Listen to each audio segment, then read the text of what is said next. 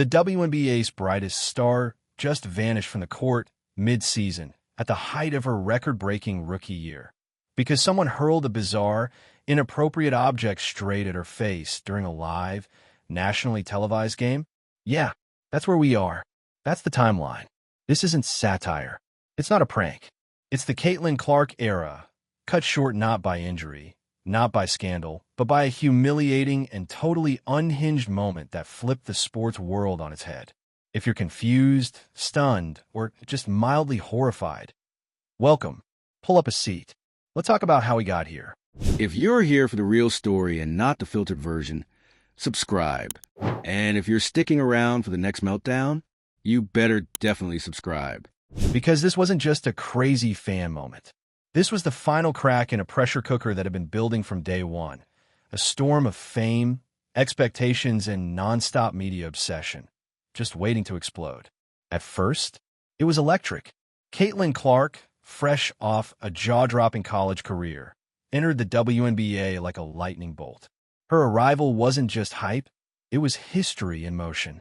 Sold-out arenas, record-breaking viewership, jersey sales flying off the shelves. The Indiana Fever, a team that had been ignored for years, was suddenly the hottest ticket in town. She wasn't just playing the game. She was the game, averaging nearly 20 points per night, slinging assists like a seasoned vet, pulling the league's visibility up by the collar. Caitlin was doing everything, and doing it under a microscope the size of a planet. Because the cameras never turned off, the expectations never eased up, and the energy from fans, the media, even the league itself was always just a little too much. You could see it in the interviews, the way she smiled through gritted teeth, the way commentators picked apart every glance, every stumble, every choice. You could feel it in the crowd, the way some came to worship, and others came just to see her fail. Off the court, that's where things got real. Caitlin's locker wasn't just a place to toss sneakers. It was a refuge. She kept handwritten journals, neatly folded fan letters, a small framed photo of her family, a planner so detailed it looked like it was built for a NASA launch.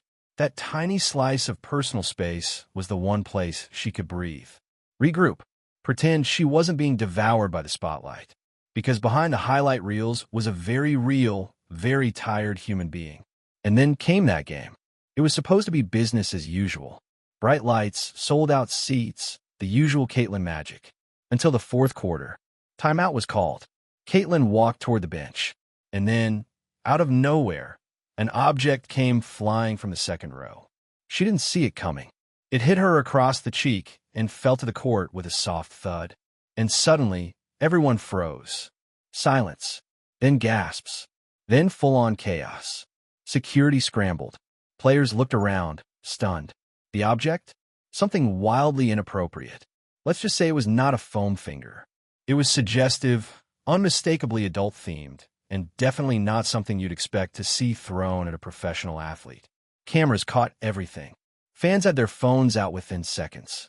Social media lit up like it was New Year's Eve. ESPN cut to commercial. The league? Paralyzed. Caitlin didn't argue. She didn't cry. She just turned and walked into the tunnel, not returning for the rest of the game. And the next morning, she retired. Not a break. Not a pause. Retired. She issued a statement, short, measured, deeply personal. She talked about safety, mental health, about the toll of constantly being in the spotlight, and how no trophy, no endorsement deal, no point total was worth walking onto a court where she didn't feel safe. And honestly, can you blame her? The internet exploded. Some fans were supportive. Others called her soft. A few conspiracy theorists somehow made it political because of course they did. But underneath all the noise was one undeniable truth. This wasn't just about that object. It was about what it represented. The dehumanization, the entitlement, the toxic obsession fans have with controlling athletes' lives. The expectation that someone in Caitlin's position should just smile, power through, and take it. And suddenly, that locker, the quiet, organized sanctuary she had built, was empty. Team staff said she left a handwritten note for her teammates, telling them to keep going, that they mattered, that she just couldn't do it anymore. That walking away wasn't quitting. It was surviving. The WNBA scrambled into damage control mode. Ban the fan for life. Released statements about reassessing security procedures. Promised to do better. But the damage had already been done. And what's worse, you could see it coming. We've watched this pattern before, when a superstar becomes a brand before they've even had time to settle into their own skin. Simone Biles, Naomi Osaka, heck, even Britney Spears. The public obsession, the nonstop pressure, the inevitable breaking point. And Caitlin Clark wasn't just a basketball player. She was a product, a phenomenon, a walking marketing campaign for an entire league that desperately needed a boost. The problem? You can't ask someone to carry a revolution and then act shocked when they collapse under the weight of it. So yeah, retiring mid-season sounds dramatic. But maybe it was the most reasonable decision she could have made. The aftermath? Oh, it was messy. Sponsors paused their campaigns. Media outlets milked the story for days. Debates broke out across sports talk shows. What responsibility do leagues have to protect their stars? What happens when fans cross the line? Are we asking too much from young athletes? Caitlin, meanwhile, stayed silent. No interviews. No tell-all podcast. Just quiet. And that silence said everything. Because this wasn't just about a single incident. It was about a culture. A culture that rewards burnout. That treats stars like zoo animals. That demands emotional labor on top of athletic performance. And then mocks you when you finally say enough. Caitlin's legacy might be even more powerful now than if she had played 10 more seasons. Not because of her stat line, but because of her statement that no amount of fame is worth your safety, your peace, or your dignity. She drew a line, and in doing so, she forced a conversation the sports world has been avoiding for years. So let's hand out some awards, shall we? Most unhinged fan behavior goes to the individual who brought a deeply inappropriate item into a professional sporting event like it was a costume party. The exit on your own terms power move trophy goes to Caitlin Clark for pulling the cleanest Irish goodbye in WNBA history. And best supporting character in a mental health wake-up call? That locker, her little sanctuary in the storm. So what now? The WNBA will survive. Other stars will rise. But Caitlin set a new standard for performance, for boundaries, and for the importance of saying no before the world says it for you. Her story isn't just about an incident. It's about all the invisible weight athletes carry. It's about knowing when to walk away. And it's about what happens when the people we cheer for finally stop pretending they're invincible. So what do you think? Was her retirement a necessary act of self-preservation, or the beginning of a much bigger reckoning in professional sports? Drop your thoughts in the comments. Hit subscribe if you haven't already. And keep your eyes peeled, because in this era of public meltdowns and high-stakes drama, even the most beloved icons can disappear in an instant. This wasn't just a Caitlin Clark story. It became every athlete's story. Because suddenly, the people watching from the sidelines, other pros, former legends, rookies grinding their way through practice squads, they all saw themselves in her decision. Walking away in your prime? That used to be unthinkable. Now, it feels almost brave, like the new gold standard for what it means to take control of your narrative. The sports world moves fast, too fast, and people forget that behind every stat line is a person who hasn't had a day off from pressure since high school. But Caitlin's choice forced that pause. It put the brakes on a train that had been speeding toward burnout with no conductor in sight. And still, some people didn't get it. Why now, they asked. Why not just take a break? She had the world in her hands. She let the fans down. But let's talk about those fans for a second, because they're a big part of this story. The moment you become famous, people think they own a piece of you.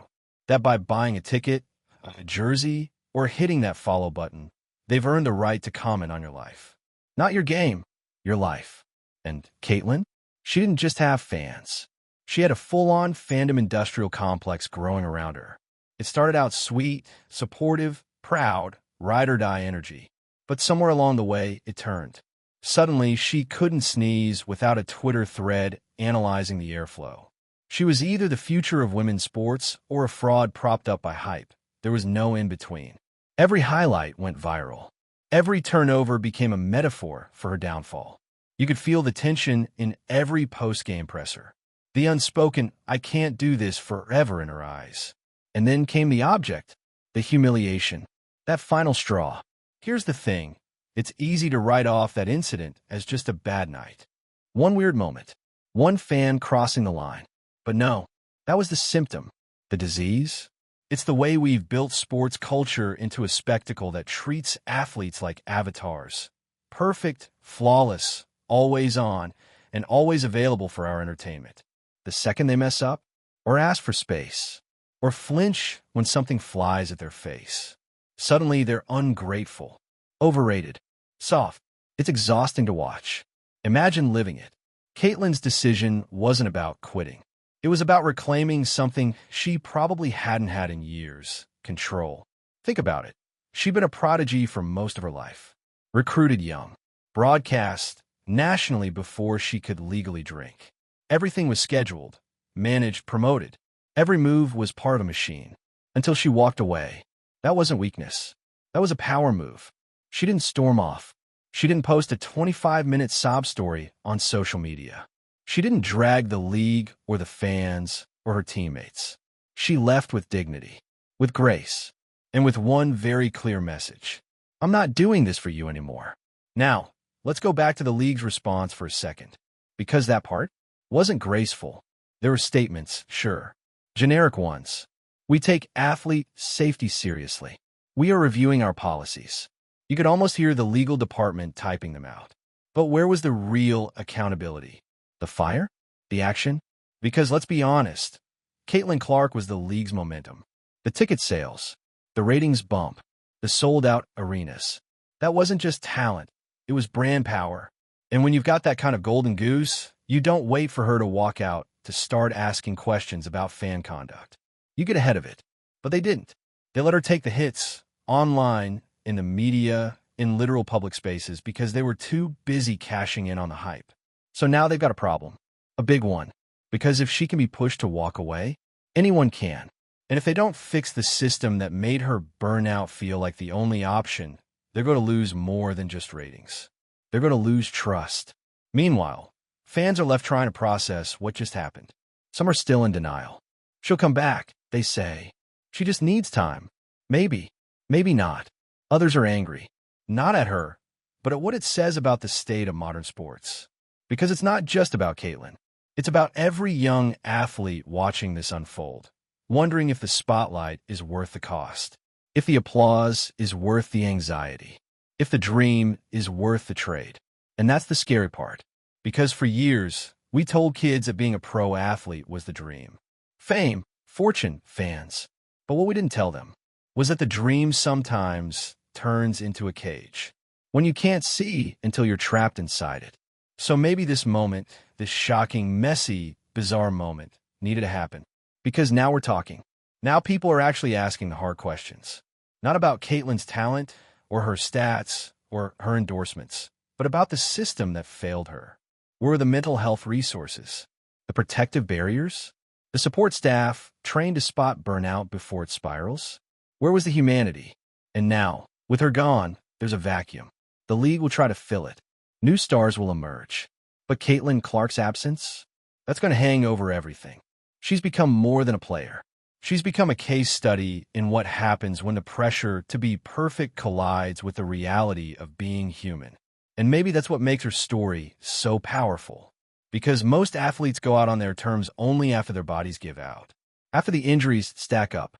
After the contract runs dry. But Caitlin? She walked away while she still had everything. She chose peace over applause, privacy over promotion, sanity over legacy. And in doing so, she may have started a quiet revolution. Don't be surprised if you start seeing more athletes set boundaries. More players speak up. More teams finally invest in real, ongoing mental health infrastructure, not just a hotline taped to the locker room wall. Because if this moment taught us anything, it's that talent can only carry you so far. Without protection, without support, without respect, even the brightest stars burn out.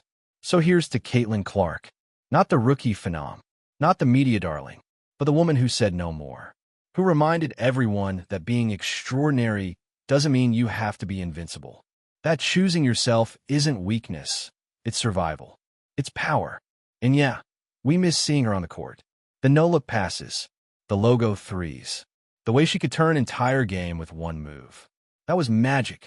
That was once-in-a-generation stuff.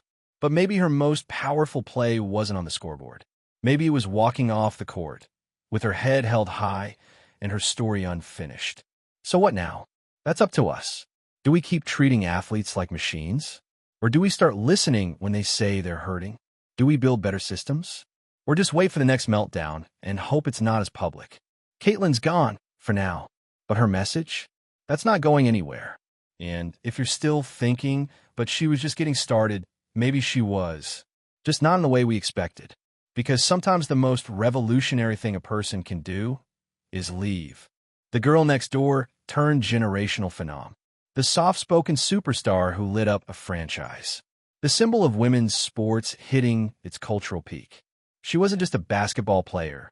She was a movement. A walking highlight reel. A living headline. And then, poof. Gone.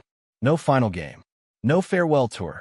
No press conference with tears and thank yous and vague mentions of next chapters. Just a quiet exit and a single statement dropped like a mic. And maybe that's what made it so iconic. She didn't wait around for the world to give her permission to leave. She didn't ask for applause. She didn't need closure from a league that had been asking her to do everything except take care of herself. She just walked away, and you could feel the ripple. From the high schoolers with Caitlin posters taped to their bedroom walls, to the older players who'd been through their own mental breakdowns in silence. Suddenly, everybody was asking, what's the price of being great? Because when greatness starts to feel like a performance, when it stops feeling like joy and starts feeling like survival, you start to wonder if the spotlight is a blessing or a trap. And Caitlin made her choice. Not everyone liked it, so people were angry, like she owed them something, like her job was to endure, like walking away was a betrayal instead of a boundary. But if your love for an athlete only exists when they're serving your entertainment, was it really love? Let's not sugarcoat it. There was a dark side to the fandom. People obsessed with every move she made, turning post-game interviews into body language breakdowns, making entire Reddit threads about whether she looked too tired or too detached. People who thought buying a ticket earned them access to her mental state. And then the object, the incident, the moment the facade shattered. No, it wasn't just about what was thrown. It was about what it meant. The line that had been crossed. The disrespect that had been normalized. That one moment wasn't isolated. It was the climax of a slow, public erosion of personal space, of boundaries, of the idea that athletes, especially female athletes, deserve basic human dignity while doing their job. And look, this isn't new. Women in sports have always been told to smile more, be grateful, stay humble, push through. They get paid less, watched less, but criticized more. And the second they ask for safety, respect, or mental health breaks, suddenly they're divas. Caitlin didn't just expose that system. She rejected it. And that rejection, that was revolutionary. It forced uncomfortable conversations, not just in sports media, but in boardrooms, locker rooms, marketing departments. You could almost hear the executives sweating. What do we do when our star refuses to play the game? Literally and metaphorically. And for a second, everything felt fragile. Like the whole illusion of invincibility we attach to public figures was cracking right down the middle. But here's the twist. Out of the mess, out of the viral headlines and hot takes and cable news panel debates, something started to shift. Other athletes started speaking up, quietly at first, then louder, saying they were tired, saying they'd been dealing with the same pressure, the same objectification, the same silent suffering. Suddenly, Caitlin wasn't just Caitlin anymore. She was a stand-in for every overworked rookie, every overexposed college star, every young girl who made it to the top and found the top colder than expected. And that's legacy. Because most people define legacy by numbers. Points scored, games won, championships, banners. But Caitlin's legacy is different. It's emotional, cultural, structural. She didn't just change the scoreboard. She changed the conversation. She made people realize that being strong doesn't mean staying silent. That walking away can be the loudest thing you ever do. And maybe years from now, we'll look back on this as a turning point. The moment the machine paused. The moment the industry blinked. The moment one woman's exhaustion finally echoed louder than the cheers. So what happens next? Does she stay gone forever? Maybe. Maybe not. Maybe she'll write a book. Maybe she'll start a foundation. Maybe she'll vanish completely and live a peaceful, anonymous life with 3 dogs and no ESPN alerts. Honestly, she's earned that. But whatever she does, she's not just the girl who left. She's the athlete who changed the terms of leaving. And that matters. Because in a world where people tell you to grind until you break, choosing to not break, choosing to stop before you lose yourself, that's strength. That's power. And for all the fans who miss seeing her on the court, don't think for a second her impact is over. Her absence is just as loud as her presence. Her silence? Still making noise. You know how sometimes a story doesn't end, it transforms? That's this. This isn't a sad ending. It's a reset button, not just for Caitlin, but for the whole ecosystem around her. The WNBA now has to ask, are we building stars or burning them out? Teams have to ask, do we care about our players as people or just as assets? And fans? Well, we have to ask, are we supporting these athletes or consuming them? Because if Caitlin Clark can get pushed to the edge like this, then maybe the whole model needs a second look. Maybe we need to stop treating greatness like a 24/7 performance. Maybe we need to stop waiting for meltdowns to take mental health seriously. Maybe we need to stop assuming that just because someone can handle the pressure, they should. And if there's one thing Caitlin taught us on her way out, it's this. You don't owe anyone your piece. Not a league, not a brand, not a fan base, not even a legacy. So the next time someone says, but she had it all, remember, all means nothing if it's crushing you. And sometimes the boldest, bravest thing you can do is step off the court. So tell us in the comments, if you were in Caitlin's shoes, would you have walked away too? What does success really mean if it costs your peace of mind? And if you're still not subscribed, well, this is your reminder that sometimes the drama isn't just on the court, it's in the choices that shake the system. Thanks for riding through the madness with us. We'll be watching as always because this meltdown might be over, but the aftershocks?